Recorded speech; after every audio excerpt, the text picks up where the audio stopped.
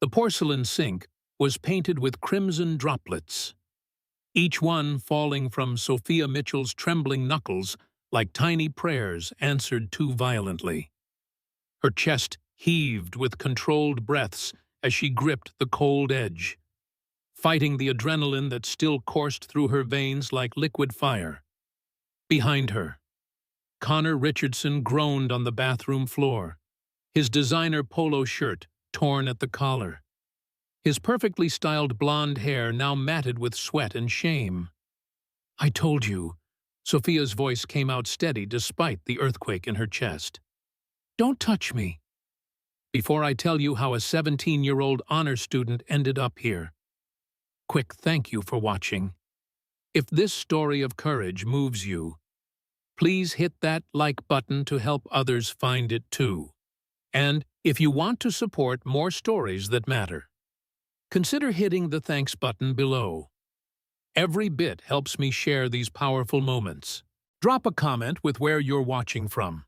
Sometimes knowing you're not alone makes all the difference. Now, let me take you back 3 hours to when everything changed. 3 hours earlier, the advanced calculus classroom at Preston Heights Academy had been a different kind of battlefield. Sophia stood at the whiteboard, her neat handwriting flowing across the surface as she solved the problem that had stumped everyone else, including their teacher, Mr. Brennan. The chalk moved with precision, each step of the derivation building toward an elegant solution that made mathematical poetry out of chaos. "Excellent work, Sophia," Mr. Brennan beamed, his thick glasses reflecting the fluorescent lights. "This is exactly the kind of thinking that MIT looks for in their applicants." From the back row, Connor Richardson's jaw tightened. The golden boy of Preston Heights, quarterback of the varsity team, son of school board president Patricia Richardson, had just been outshone by the scholarship kid from the South Side. Again. His best friends Jake Morrison and Lucas Bennett exchanged glances, recognizing the storm brewing behind Connor's ice-blue eyes. "Whatever," Connor muttered, loud enough for the class to hear. "Some of us have actual talent, instead of just being diversity quotas." The classroom fell silent. Sophia's hand paused mid-motion on the board, but she didn't turn around. She'd heard worse. She'd endured worse. Her father David had taught her that the best response to ignorance was excellence, and she had 3 more problems to solve. "Mr. Richardson," Mr. Brennan's voice carried a warning. "See me after class." But Connor wasn't listening. He was already whispering with Jake and Lucas, their heads bent together like conspirators planning a coup, which, in a way, they were. Sophia finished the problems, returned to her seat, and pulled out her phone to check the time. 2:45. Boxing practice started at 4, and she couldn't be late.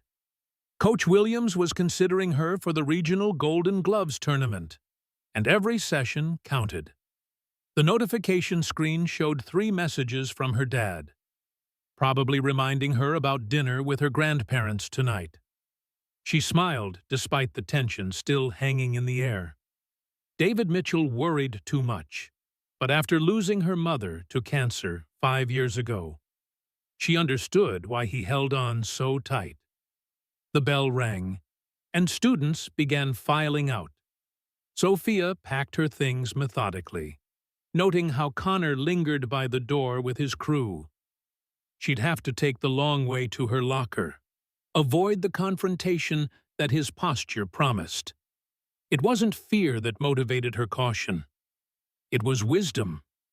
"Choose your battles," her father always said. "Save your energy for the ones that matter."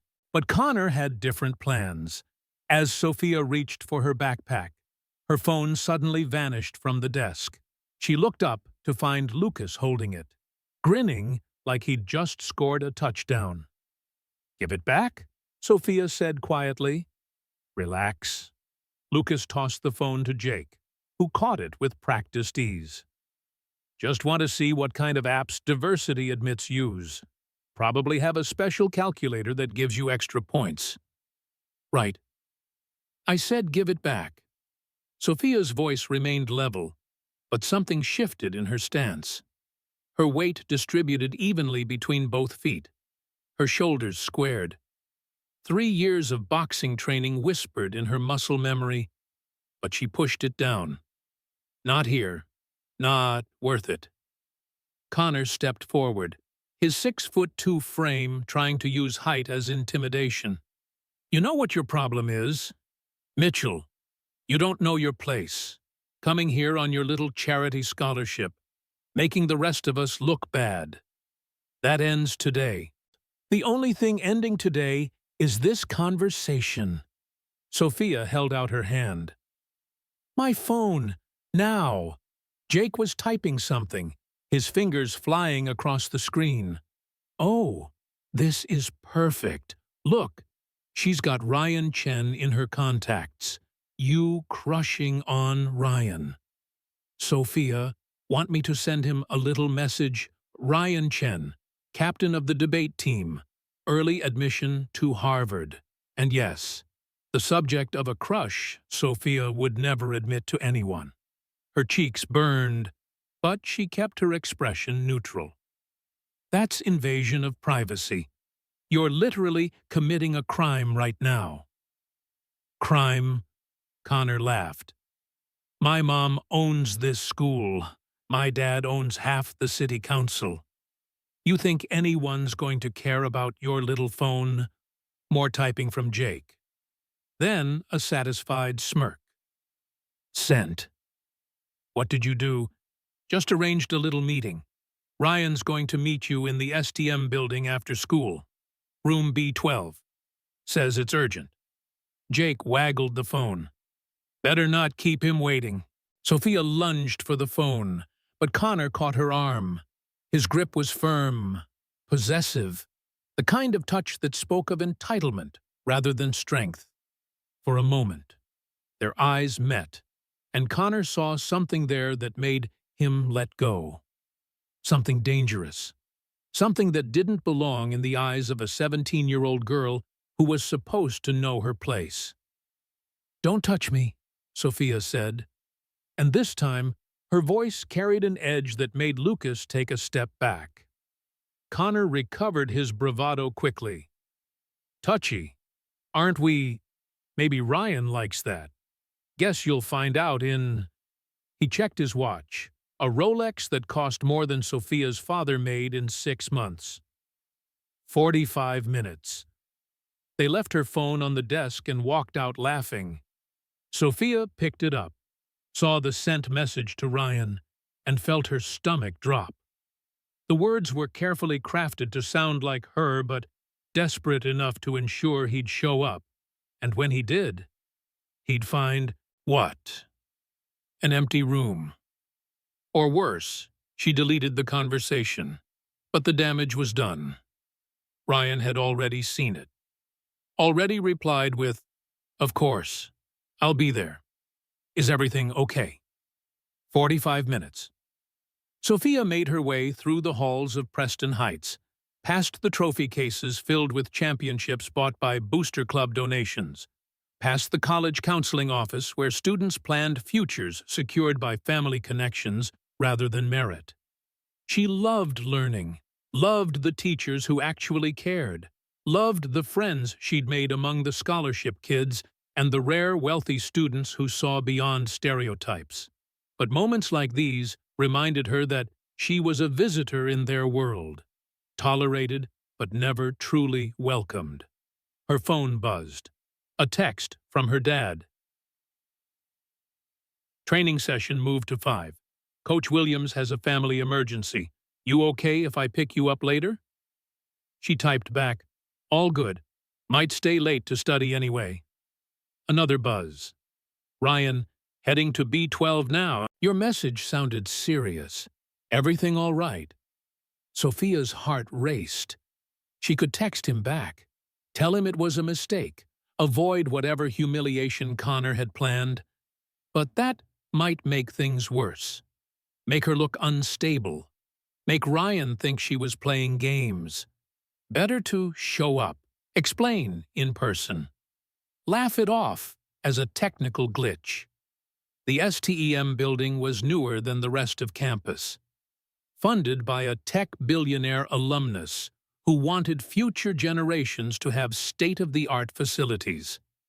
It sat at the far end of campus, isolated from the main academic buildings by a stretch of manicured lawn and a parking lot. After 3 p.m., it was mostly empty, except for the robotics club and the odd student working on projects. Sophia's footsteps echoed in the empty hallway as she made her way to room B12. The afternoon sun slanted through tall windows, casting long shadows that seemed to reach for her feet. Something felt wrong. The air was too still, too quiet, like the building itself was holding its breath. Room B12 was at the end of the corridor, past the boys' bathroom and a janitor's closet. The door was slightly open, fluorescent light spilling into the hallway.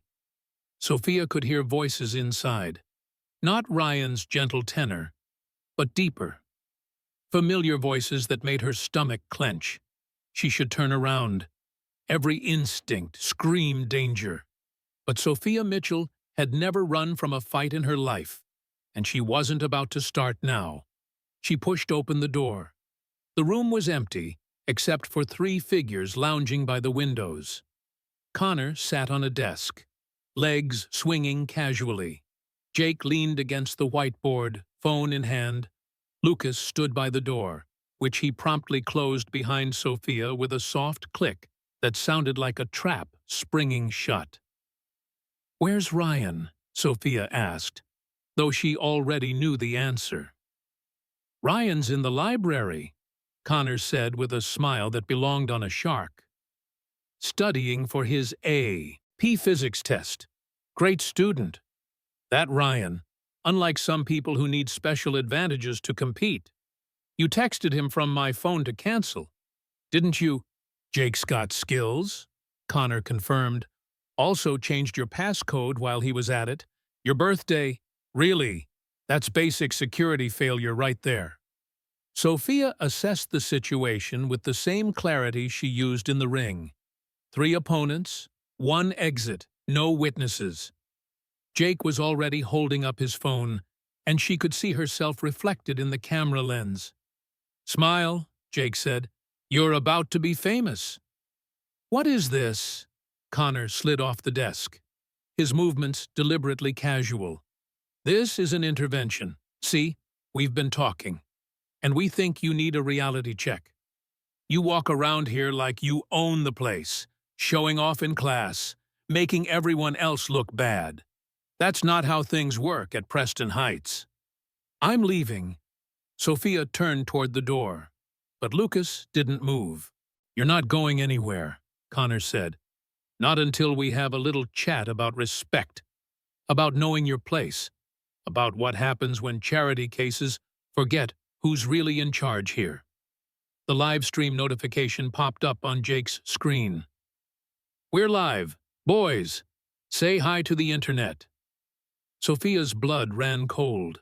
Whatever they had planned, they wanted an audience for it. She thought of her father, probably at his construction site, covered in dust and sweat, working to give her a better life. She thought of her boxing coach, who'd taken a chance on a skinny 12-year-old girl with anger issues and taught her to channel fury into discipline. She thought of every scholarship kid who would come after her, whose path would be easier or harder based on what happened in the next few minutes. 200 viewers already," Jake announced. "Told you Preston Heights drama gets clicks." Connor stepped closer. Close enough that Sophia could smell his expensive cologne mixed with the sour scent of entitlement. "You know what your problem is. You actually think you belong here. Think that just because you can solve some equations and throw some punches in a gym, you're equal to us. But you're not. You'll never be. And today, Everyone's going to see exactly what you really are. And what's that?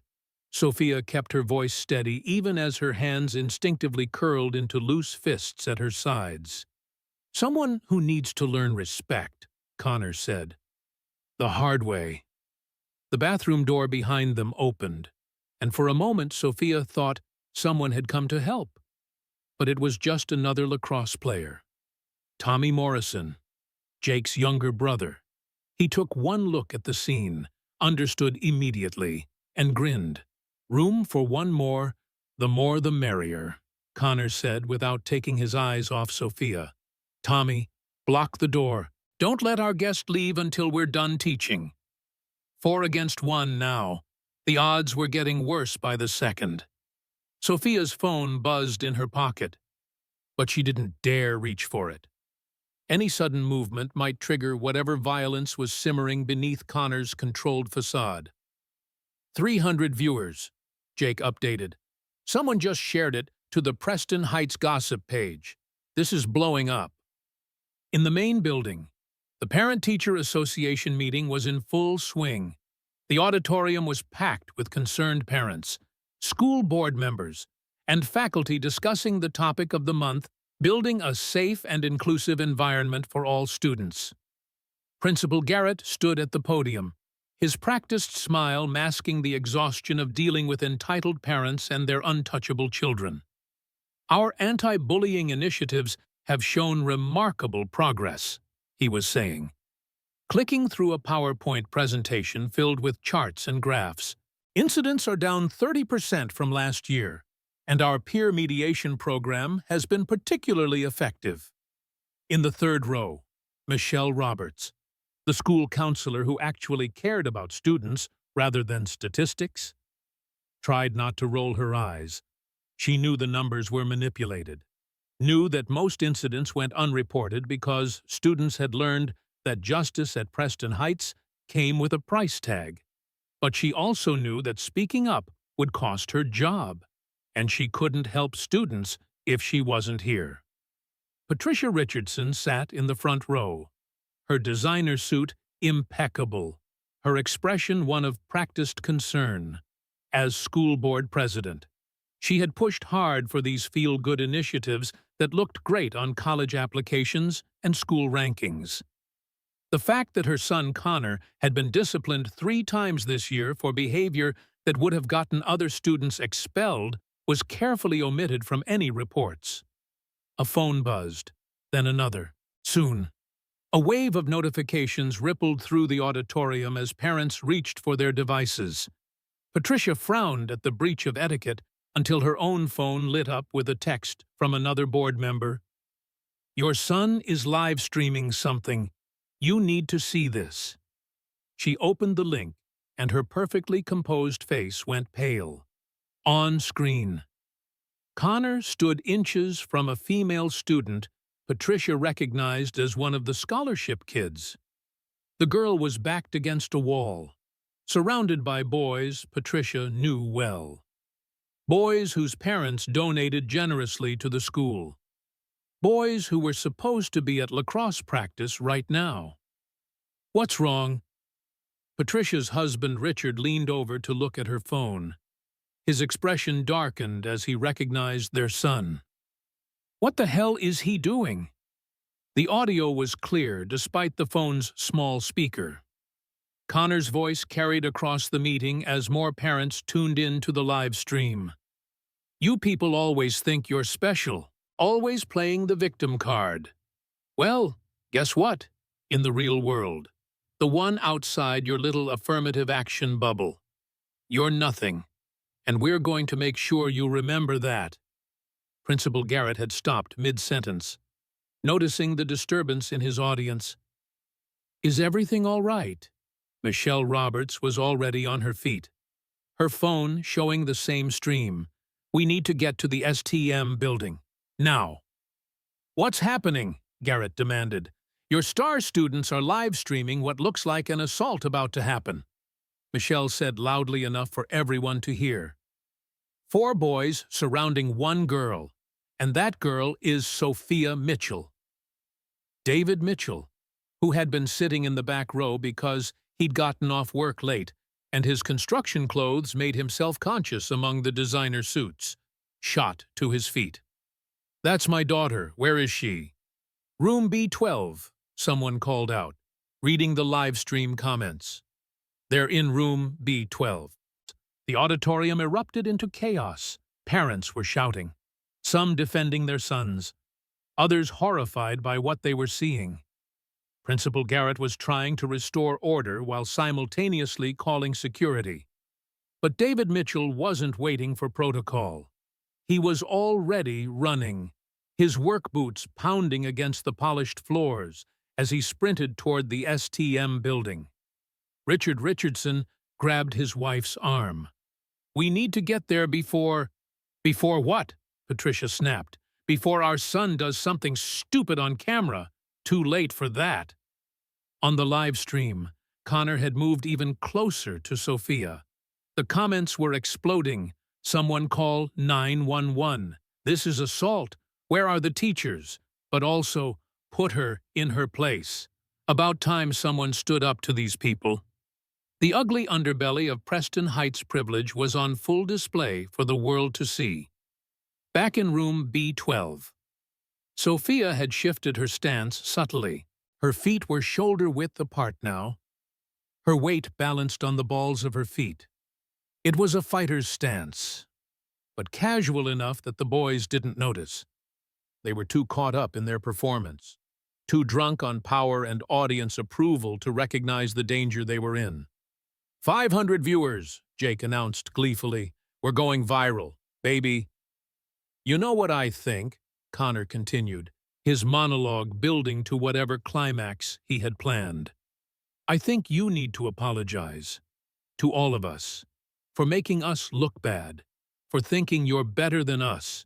For forgetting that this is our school, our world, and you're just a guest here." "I'm not apologizing for being smarter than you," Sophia said quietly. The silence that followed was deafening. Even the live stream comments seemed to pause, waiting to see what would happen next. Connor's face flushed red, the same color it had turned when Sophia solved the calculus problem he couldn't. "What did you say?" "I said?" Sophia repeated, her voice gaining strength. "I'm not apologizing for being smarter than you, or for working harder, or for earning my place here while you were handed yours. And I'm definitely not apologizing for making you look bad when you do that just fine on your own." Lucas laughed nervously. "Yo, she's got jokes." But Connor wasn't laughing. His hands had curled into fists, and the mask of controlled superiority was slipping. "You think you're tough? Think those little boxing lessons make you hard? Let me show you what happens when you run your mouth in the real world." He reached for her, his hand aiming for her shoulder, probably intending to push her against the wall. It was the same entitled grab he'd used on dozens of girls before, the kind of touch that said he owned everything in his reach. But Sophia Mitchell was not most girls. Time seemed to slow as his hand approached. 3 years of training crystallized into a single moment of decision. She could let him touch her, push her, humiliate her on camera for hundreds of strangers. She could be the victim they expected her to be, the scholarship kid who knew her place, who understood that money and privilege trumped justice every time. Or she could be the fighter her father had trained her to be. Connor's hand was inches from her shoulder when everything changed. The live stream viewers saw it happen in real time, the moment prey became predator. Sophia's entire demeanor transformed. The scared teenage girl evaporated, replaced by someone who had spent countless hours perfecting the sweet science of controlled violence. She moved with liquid grace, her body flowing around Connor's grab like water around a stone.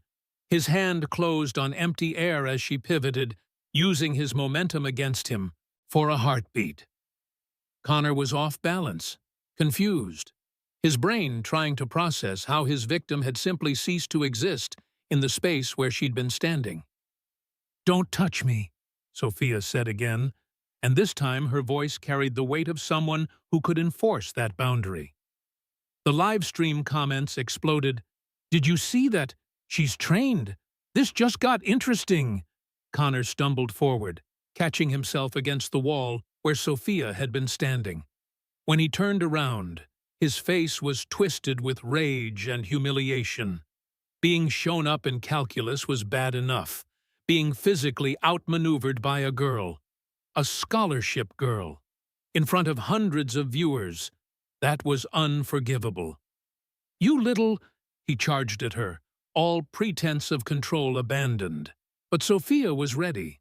Her body moved on autopilot, 3 years of muscle memory taking over. She slipped his wild haymaker, ducked under his follow-up, and came up inside his guard. Her father's voice echoed in her mind. "You don't throw the first punch, but when they come for you, you make sure they remember why that was a mistake." The bathroom door burst open behind them. Lucas turned, expecting to see another student instead. He found himself face to face with David Mitchell, 6 feet of protective father who had just watched someone try to assault his daughter on live stream. But before David could take another step, before security could arrive, before any adult could intervene, Sophia Mitchell ended the fight with the precision of a surgeon and the power of someone who had been holding back for far too long. Her fist connected with Connor's solar plexus, driving the air from his lungs in a whoosh that the live stream picked up perfectly. He doubled over, gasping, and Sophia stepped back, her hands still up, still ready. "I told you," she said as Connor dropped to his knees. "Don't touch me." The live stream viewer count hit 1,000 just as the cavalry arrived. The STEM building room B12 looked like a crime scene. Connor Richardson remained on his knees, gasping for air, while Jake's phone continued streaming to over 1,000 viewers. Lucas stood frozen by the door, David Mitchell's presence behind him making escape impossible. Tommy Morrison had already fled, his courage evaporating the moment real consequences appeared. "Everyone stay exactly where you are." Principal Garrett's voice boomed as he pushed past David into the room. Behind him, a stream of parents, security officers, and faculty members crowded the hallway. Patricia Richardson shoved through them all, her designer heels clicking against the linoleum like a countdown to disaster. "Connor!" She rushed to her son, who was still struggling to breathe normally. "What did she do to you?" "Ma'am, please, step back." Officer Martinez, the school resource officer, entered with his hand on his radio. "This is now a crime scene." "Crime scene," Patricia's voice climbed an octave. "My son was assaulted. Arrest her." Michelle Roberts had her phone out, recording everything. "Your son and his friends live-streamed themselves attempting to assault a female student. 4 boys cornering 1 girl. That's conspiracy to commit assault, false imprisonment, and given some of the things said, possible hate crime charges." "That's ridiculous." Patricia helped Connor to his feet. "They were just talking." "Is that what you call it?" David Mitchell's voice was deadly quiet. He hadn't moved from the doorway, hadn't approached Connor, despite every paternal instinct screaming for vengeance. "I watched your son put his hands on my daughter. I watched him threaten her. All of it recorded for the world to see." Officer Martinez approached Jake, who was still holding his phone. "Son, I'm going to need that device as evidence." Jake looked to Connor for guidance, but Connor was too busy trying to look pitiful for his mother's benefit. The tough guy who had cornered Sophia was gone, replaced by a boy who had just learned that actions had consequences. "The live stream's still going," someone called from the hallway. 1,500 viewers now. "Turn it off," Principal Garrett ordered. "Actually, don't," Officer Martinez countermanded. "Let it record everything. Better for the investigation." Sophia stood in the center of the chaos.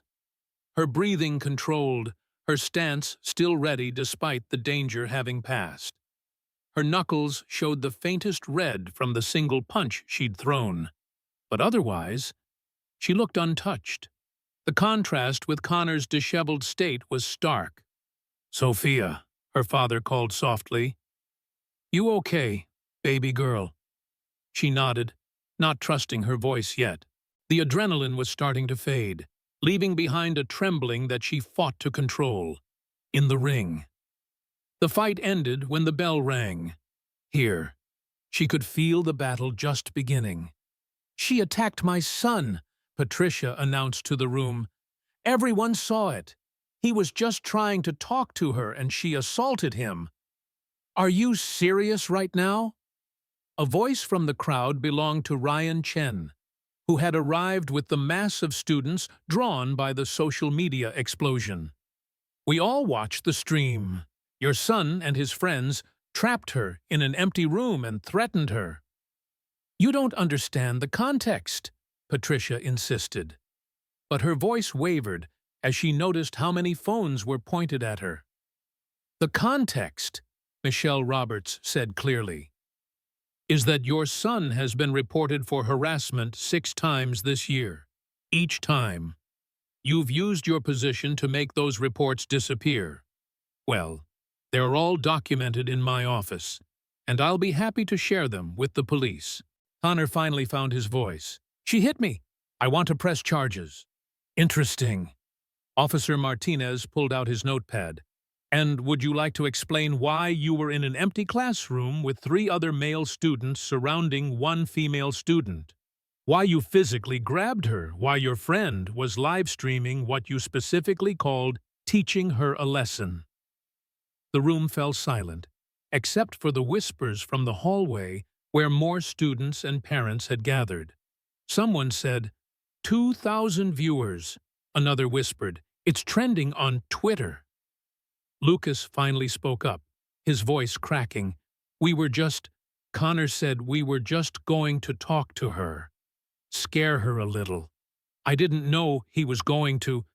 "Shut up," Connor snarled, then winced as the movement hurt his still tender abdomen. "No, please continue," Officer Martinez encouraged.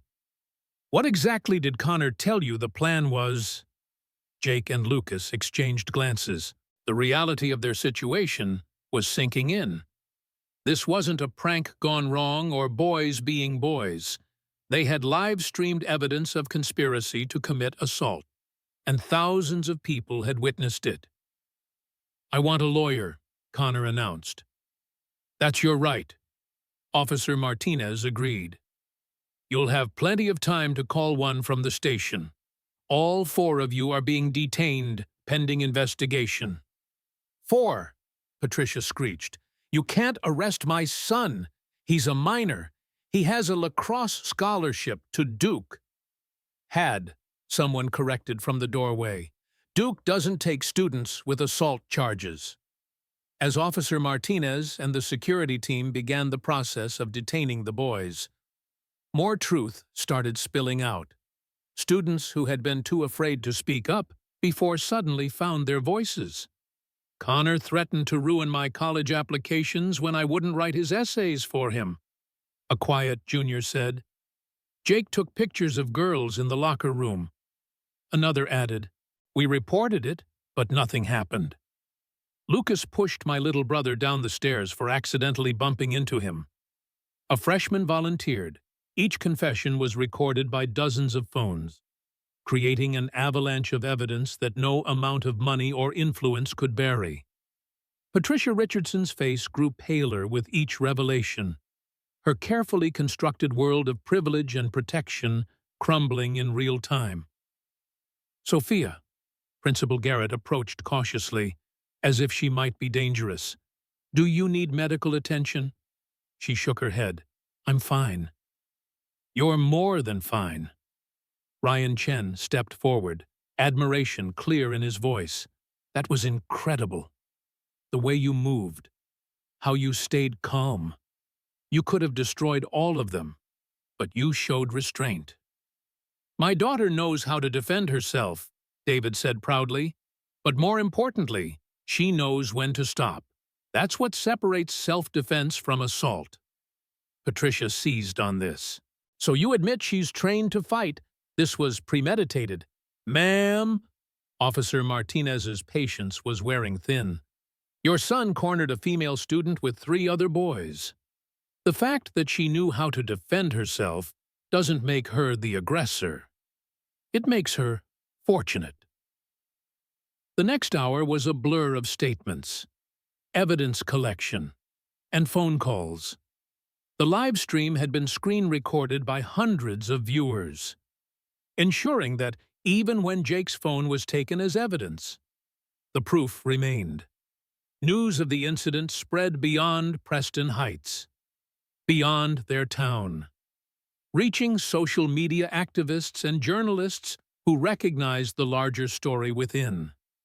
By the time Sophia finally left the building with her father, the parking lot was full of news vans. Reporters shouted questions that David shielded her from, guiding her to his truck with protective determination. "You did good, baby," he said once they were safely inside. "Your mama would be proud." Sophia finally let the tears fall. "I didn't want to hit him, Dad, but he wouldn't stop. And there were so many of them, and—" "Shh." David pulled her into a hug. "You did exactly what you had to do. Nothing more, nothing less. That's what I taught you. Right? We don't start fights, but we finish them." Sophia completed, her voice muffled against his shoulder. That night, Sophia's phone never stopped buzzing. The video had gone viral, but not in the way she'd feared. Instead of being labeled a violent thug, she was being hailed as a hero. Sophia Strong began trending, with thousands of people sharing their own stories of standing up to bullies. Athletes reached out with support. Professional female boxers offered to train her. Civil rights organizations praised her restraint and composure under pressure. The narrative wasn't about a scholarship kid who got violent. It was about a young woman who defended herself against 4 attackers with minimal force and maximum dignity. But the biggest surprise came the next morning. Sophia had dreaded returning to school, certain she'd be ostracized or worse. Instead, she walked into a standing ovation. Students lined the hallways, applauding as she passed. Someone had made T-shirts overnight. Preston Heights stands with Sophia, in her calculus class. Mr. Brennan started the lesson with an announcement. "Before we begin, I want to say something. What happened yesterday was a failure of every adult in this building, myself included. We knew what Connor and his friends were capable of, and we did nothing. Sophia, your courage in standing up to them has inspired us to do better, to be better." The changes came swiftly. Connor, Jake, and Lucas were expelled pending criminal charges. Patricia Richardson resigned from the school board in disgrace when an investigation revealed years of covered-up incidents involving her son. Tommy Morrison transferred schools after testifying against the others in exchange for leniency. But the most meaningful change came from the students themselves. A group of girls approached Sophia at lunch, led by a sophomore named Madison Taylor. "We were wondering," Madison said nervously, "if you'd consider teaching us. Self-defense. I mean, after seeing what you did, how you handled yourself, we want to learn."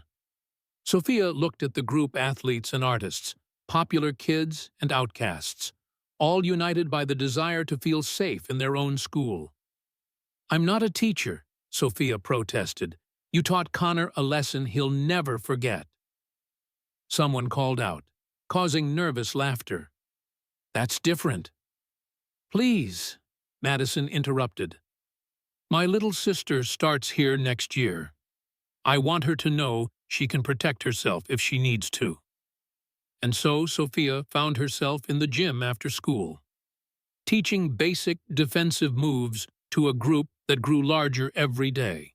She taught them footwork and situational awareness, but more importantly, she taught them confidence, the knowledge that they didn't have to be victims, that they had the right to defend their boundaries. Principal Garrett, eager to rehabilitate the school's image, made it an official program. A professional instructor was hired, but Sophia remained as a peer mentor. The girl who had been targeted for not knowing her place had carved out a new one as a leader and protector. 6 months later, Sophia stood in the same gymnasium where she now taught self-defense. But this time, she was in her cap and gown. Graduation day had arrived, and with it, a future that had once seemed impossible. "Before we present diplomas," Principal Garrett announced, "we have a special recognition. Sophia Mitchell. Please, come forward." As she walked across the stage, Sophia caught sight of her father in the audience, tears streaming down his face. Beside him sat her grandparents, her boxing coach, and Michelle Roberts, who had become a trusted mentor. "Sophia Mitchell," the principal continued, "has shown us what courage looks like. Not just physical courage, but the courage to stand up for what's right, to transform pain into purpose, to teach others that they too can be strong. It's my honor to announce that she has received a full scholarship to Yale University, where she will study biomedical engineering while competing on their boxing team." The applause was deafening as Sophia accepted her diploma and the special recognition award. She thought about the girl who had walked into that empty classroom 6 months ago, scared but determined, outnumbered but not outmatched. "You don't throw the first punch," her father had taught her, "but when they come for you, you make sure they remember why that was a mistake." Connor Richardson, watching the ceremony on a smuggled phone from juvenile detention, certainly remembered. The video of his humiliation had been viewed over 10 million times, becoming a cautionary tale about privilege, prejudice, and the price of underestimating those you consider beneath you. But Sophia didn't think about Connor anymore. She thought about Madison's little sister, who would start Preston Heights knowing she had allies. She thought about the dozens of girls who now walked the halls with their heads high, knowing they could protect themselves. She thought about her mother, who hadn't lived to see this day, but whose strength lived on in her daughter. As she walked off the stage, diploma in hand, Sophia made eye contact with a freshman girl sitting in the audience, another scholarship kid, nervously clutching her program. Sophia smiled and nodded. A silent message, "You belong here, and if anyone tries to tell you otherwise, you know where to find me." The ceremony continued, but Sophia's mind was already on the future. Yale awaited, with its challenges and opportunities. The Olympic boxing trials were in 3 years. Medical school after that, following her mother's dream of healing others. But first, she had one more self-defense class to teach, because changing the world didn't happen in grand gestures.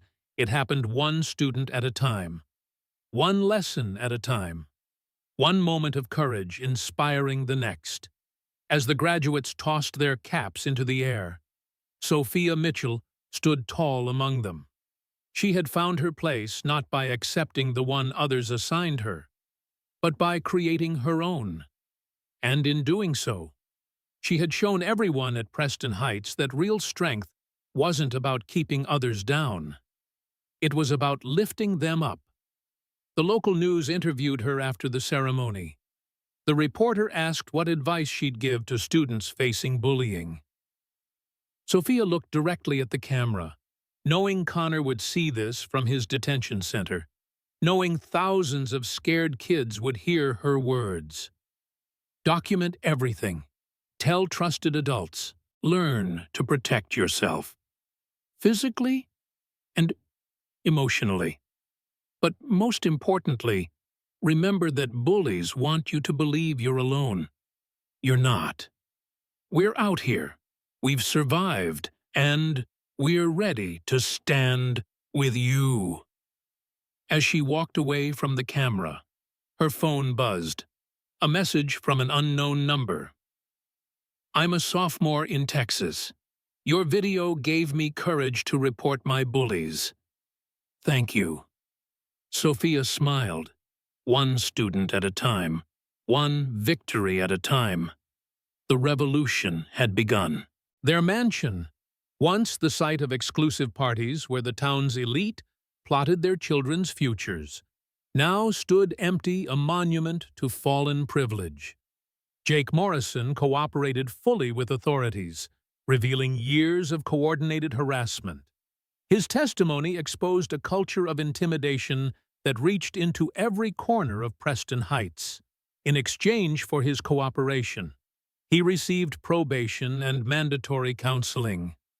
The last anyone heard. He was volunteering at a youth center, teaching kids about the dangers of peer pressure. Lucas Bennett transferred to military school. His parents, hoping discipline might reform their son. Tommy Morrison wrote Sophia a letter of apology that she kept, but never answered.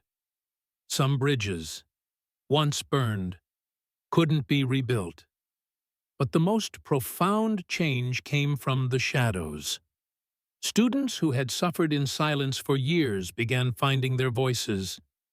The hallways that once echoed with fear now buzzed with solidarity. On her last day before leaving for Yale, Sophia stood in the gym where she'd taught so many to defend themselves. Madison Taylor, now leading the self-defense program, approached with tears in her eyes. "You changed everything," Madison said simply. Sophia smiled. "No, we changed everything. Together."